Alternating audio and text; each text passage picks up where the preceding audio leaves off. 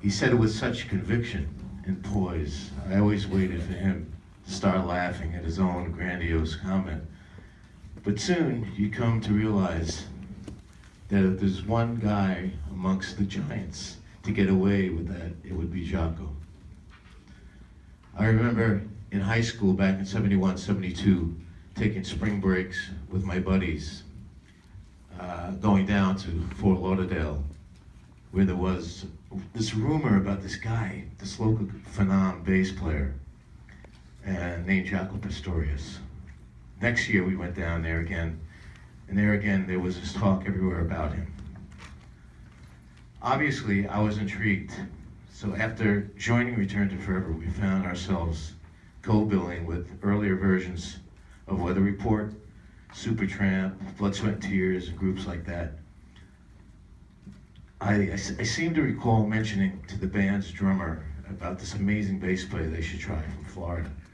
Not too long after, JACO landed the bass chair for them, and from that to the legendary Weather Report lineup.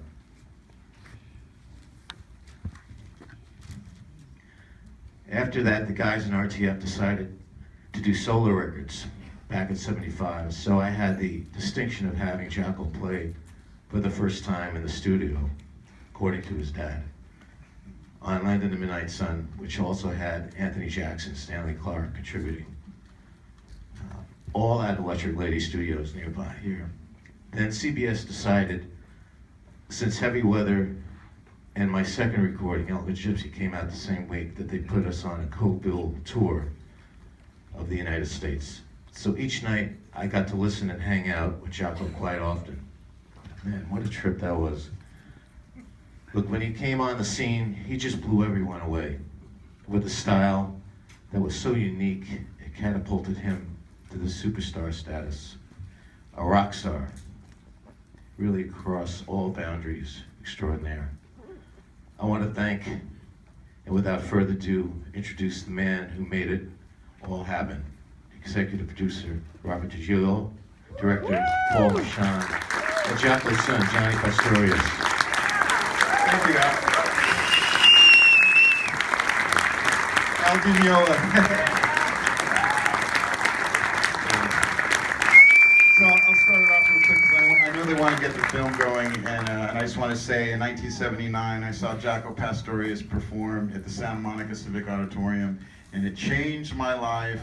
And what it made me realize more than anything, that there are no rules to what you can do as a composer, and no rules to what you can do as as a performer. The edge and the attitude that I experienced, how he commandeered and commanded such a diverse crowd. I mean, we had jazzers, punkers, heavy metalers.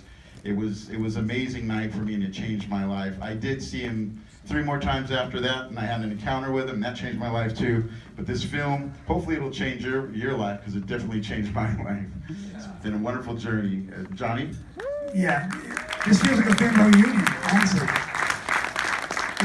For me, New York City being Daddy's second home. I mean, he's always going to be ours in Fort Lauderdale. No, I mean, he's a Florida boy, but New York's number 2, as usual. But to see Jerry Balladino, Anita Evans, Steve Bailey, Victor Wooten, Johnny Hill, his niece or grandpa's nephew, his wife's here, Allison Forth, and also Sheila Forth.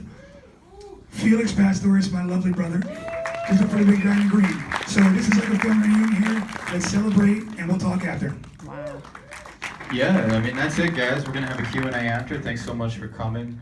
It's a really special audience tonight, so enjoy the movie. The sound mix was done by Brian Risner, who was the chief meteorologist for Weather Report. If you know what that means, but it means he was the live mixer and recorder for the band back in the day, so he came back and did our mix. So seeing it in the theater is a really special thing. Last thing, the Q&A for this one, we're going to do the whole Q&A after the second showing at 8 o'clock. So whoever wants to be part of the Q&A, file into the other theater, and we'll do it after that. Okay?